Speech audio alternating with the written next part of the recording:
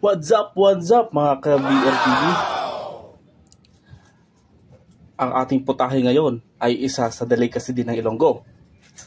At ito ang dinuguan. Meron tayo ditong kalabasa. Meron tayong dito laman loob ng baboy at may kasamang laman. Meron tayo dito mga rekado. Sibuyas, bawang, luya, sili, kamatis, tanglad, Knorr cubes, pork Knorr cubes, at magic sarap.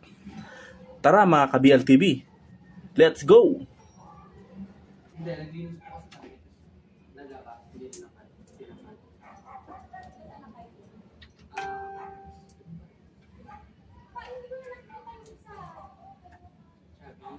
Ano na yun, parang hindi, ano ko siya tinatamad.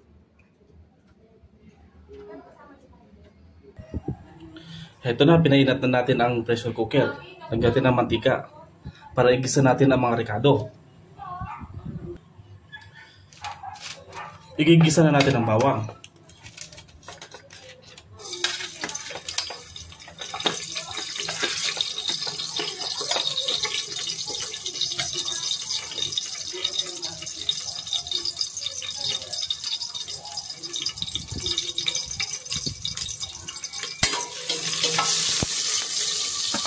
Isusunod na natin ang sibuyas.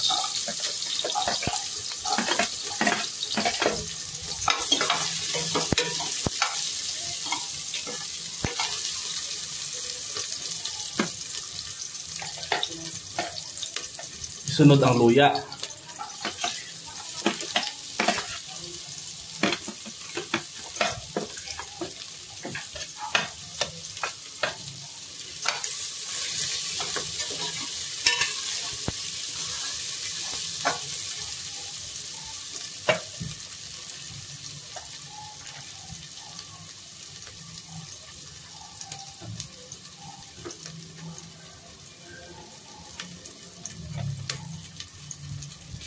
Igisa natin onti ang mga rekado.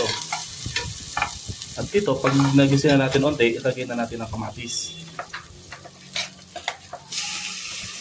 Yan.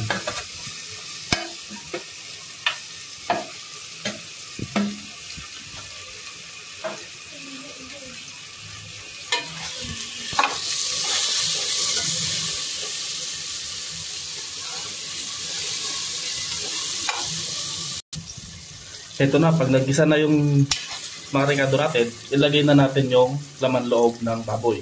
At may laman na rin po yan. Kailangan natin ito igisa. Dahil laman loob to, igisa natin para kumapit yung lasa ng bawang sibuyas ko yan natin.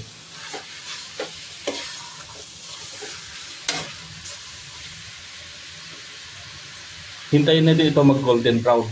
Pag golden brown na to, lagyan din ng tubig. I-pressure natin para lumambot palalo yung laman loob. Ayan, itos muna natin yung laman loob. Kasi mas masarap kasi ito pag matoasted onte. Ayan, malapit na siya matoasted.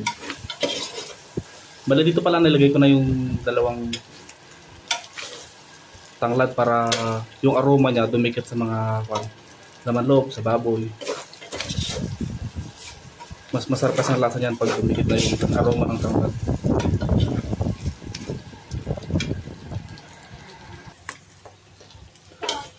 Haluin na naman natin para yung pagka-toasted ng ibang kung nasa ibabaw, pailalim natin. Yan.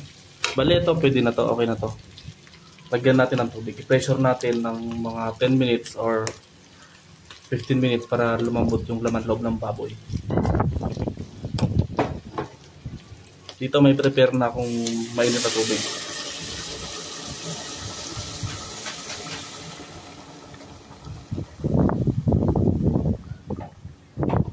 Bali dito pakuluan lang natin mga 10 to 15 minutes para malambot na yung baboy, yung laman loob.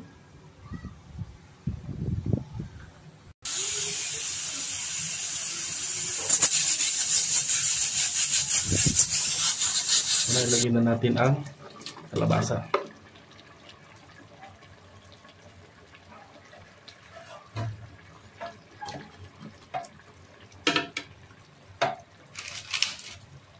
Lagyan natin ng nor at sili. Kunting magic sarap.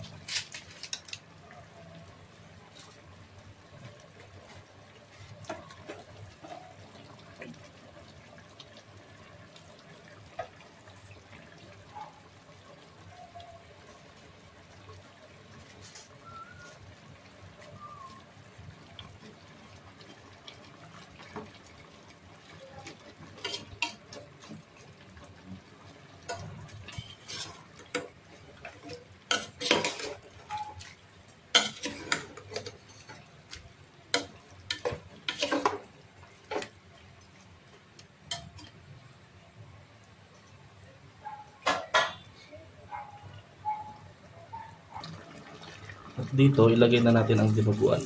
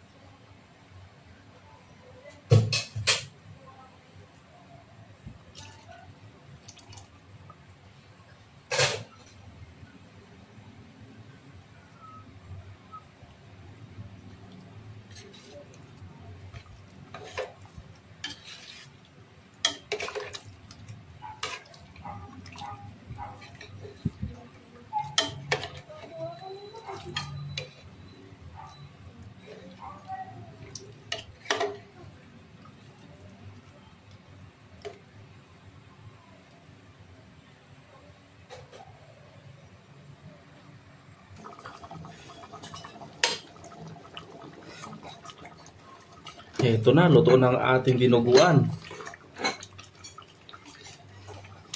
Ready to serve.